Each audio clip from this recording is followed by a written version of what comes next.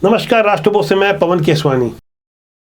Bharatiya Janata party के राष्ट्रीय अध्यक्ष जेपी नड्डा ने 2024 के लोकसभा चुनाव से पहले अपनी नई कार्य समिति की घोषणा की है। उनमें से जिन 38 लोगों को शामिल किया गया है, 13 उपाध्यक्ष बनाए गए हैं। और यहाँ गौर करने वाली बात है कि इन 13 उपाध्यक्ष में से 3 उपाध्यक्ष अकेले छत्तीसगढ़ जैसे छोटे राज्य से हैं। उपाध्यक्ष के लिए वैसे तो कोई बहुत ज़्यादा काम होता नहीं, लेकिन पार्टी में सम्मान देने के लिए उपाध्यक्ष का कितना महत्व होता है, इसे ऐसे समझना होगा कि 2018 में जब छत्तीसगढ़ की 3 राज्यों में हार हुई थी, राजस्थान, मध्य प्रदेश और छत्तीसगढ़, यहाँ के हारे हुए मुख्यमंत्रियों को राष्ट्रीय उपाध्यक्ष बनाया गया था। राजस्थान से वसुंधरा राजे सिंधिया, मध्य प्रदेश से शिवराज सिंह और छत्तीसगढ़ से 15 साल वाले मुख्यमंत्री डॉक्टर रमन सिंह को उपाध्यक्ष बनाया गया था। और अभी जो नई कार्यकारिणी घोषित की गई है, उसमें सरोज पांडे को राष्ट्रीय उपाध्यक्ष बनाया गया है और उनके साथ बस्तर की लता उसेंडी को भी राष्ट्रीय उपाध्यक्ष बनाया गया है। यह संकेतों की भाषा समझनी होगी। पहले छत्तीसगढ़ में डॉक्टर रमन सिंह इकलौते राष्ट्रीय उपाध्यक्ष थे। अब उनके समकक्ष 2 अन्य राष्ट्रीय उपाध्यक्ष हैं, यानी 2 अन्य महिला पदाधिकारियों को भी डॉक्टर रमन सिंह के समकक्ष लाकर खड़ा कर दिया गया है। वैसे लता उसेंडी को 2021 में भी राष्ट्रीय कार्य समिति में जगह दी गई थी, लेकिन जिस तरह से उन्हें सरोज पांडे के समकक्ष दिखाने की कोशिश की गई है, वह छत्तीसगढ़ के लिहाज से एक गहरा राजनीतिक संकेत है। जब राष्ट्रीय उपाध्यक्ष बना ही दिए गए हैं, तब भला उन्हें विधानसभा की टिकट मिलेगी, इस पर एक बड़ा प्रश्नवाचक निशान लगा दिया गया है। आमतौर पर यह देखा गया है कि राष्ट्रीय महामंत्री या मंत्री सक्रिय रहते हैं, उन्हें अपेक्षाकृत ज़्यादा काम दिया जाता है, उन्हें प्रदेशों का प्रभार दिया जाता है। लेकिन डॉक्टर रमन सिंह 2018 से राष्ट्रीय उपाध्यक्ष हैं और वो छत्तीसगढ़ तक ही सीमित रह गए हैं। राष्ट्रीय कार्य समिति की बैठकों में उनका आना जाना होता है, वैसे ही जैसे सभी राष्ट्रीय कार्य समिति सदस्यों को आमंत्रित किया जाता है। अब छत्तीसगढ़ से जो 3 उपाध्यक्ष बनाए गए हैं, उससे यह संकेत देने की कोशिश की गई है कि पार्टी में इनका सम्मान तो है, लेकिन अब प्रदेश की राजनीति में इनके लिए कोई बहुत ज़्यादा काम बचा नहीं रह गया है। वैसे सरोज पांडे का कार्यकाल लोकसभा चुनाव के पहले ही 22 मार्च को समाप्त होने वाला है। उससे पहले वो राष्ट्रीय कार्य समिति की सदस्य ही थी। अब आने वाले विधानसभा चुनाव के पहले भारतीय जनता पार्टी जिन तैयारियों को लेकर आगे बढ़ रही है, उसमें सबसे अहम प्रयास है कि पार्टी घोषणा क्या करती है। घोषणा पत्र समिति में पहले 31 लोगों को जगह दी गई थी, अब 32वां नाम एक मुस्लिम चेहरे के रूप में सामने लाया गया है, डॉक्टर सलीम राज। इन्हें मिलाकर अब घोषणा पत्र समिति के कुल 32 सदस्य हो गए हैं। इस घोषणा पत्र समिति के अध्यक्ष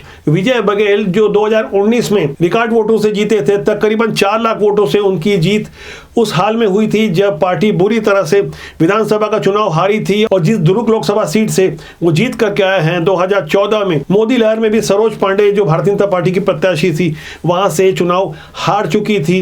विजय बघेल ने 2008 में मौजूदा मुख्यमंत्री भूपेश बघेल को पाटन से विधानसभा चुनाव हराया था। उसके बाद उन्हें गृह विभाग का संसदीय सचिव बनाकर सम्मानित किया गया था। और अब जिस तरह से उन्हें पार्टी का घोषणा पत्र समिति का प्रदेश संयोजक बनाया गया है, वहां से एक संकेत देने की कोशिश है कि विजय बघेल, जो आमतौर पर सभाओं में खुद को किसान पुत्र बताते हैं, मौजूदा सीएम भी खुद को किसान बताते हैं, इस तरह से यहां से एक संदेश देने की कोशिश है कि किसान वर्सेस किसान, बघेल वर्सेस बघेल। और छत्तीसगढ़ियावाद का मुद्दा भी चुनाव की घोषणा पत्र समिति में बहुत प्रबलता के साथ प्रस्तुत किया जा रहा है। इस घोषणा पत्र समिति की उप समितियों की बैठक भी शुरू हो गई है।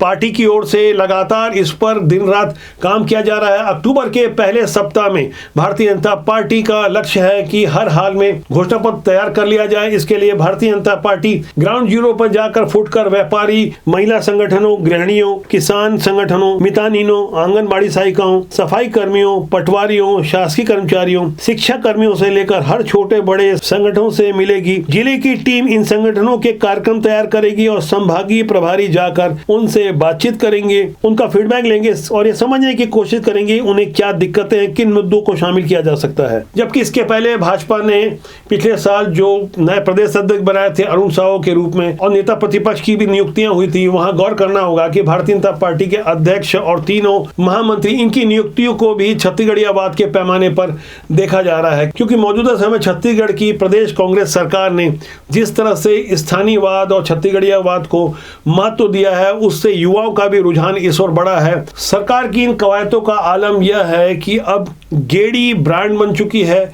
मॉल में भी गेड़ी अब बिकने के लिए आ चुकी है। सोशल मीडिया में युवा अब छत्तीसगढ़ी में गीत और रील्स बनाने में गर्व की अनुभूति करने लगे हैं। कुल मिलाकर ऐसा माहौल पैदा किया गया कि जिसमें डॉक्टर रमन सिंह भारतीय जनता पार्टी की मौजूदा राजनीति में कहीं फिट बैठते नजर नहीं आ रहे हैं। अनेक मौकों पर छत्तीसगढ़ की राज्य सरकार और कांग्रेस संगठन की ओर से सीधे तौर पर डॉक्टर रमन सिंह को ही टारगेट किया जाता है। यहाँ गौर करने वाली बात यह है कि अरुण साव के अलावा महामंत्री ओपी चौधरी जैसे चेहरे पर सीधे अटैक करने से बचा जाता है। ऐसा क्यों किया जा रहा है, इसे आप अच्छी तरह समझ रहे होंगे। इन सब हालातों पर छत्तीसगढ़ के केंद्रीय नेतृत्व की भी पैनी निगाह बनी हुई है। करीब एक महीने के भीतर अमित शाह जिस तरह छत्तीसगढ़ के दौरे पर आए और बंद कमरे में उन्होंने जो बातचीत की और जो नया समीकरण बनाने की कोशिश की, उससे पुराने छत्रपों को संगठन के अलग अलग कामों पर तो लगा दिया गया है, लेकिन जो नए चेहरे को सामने लाने की बात हो रही है उसमें कुल मिलाकर छत्तीसगढ़ियावाद और स्थानीयतावाद को ही महत्व दिया जा रहा है। इसी रणनीति पर आगे बढ़ते हुए भारतीय जनता पार्टी ने अपनी घोषणाओं के लिए जो तैयारी कर रही है उसमें अलग अलग संगठनों से मुलाकात के अलावा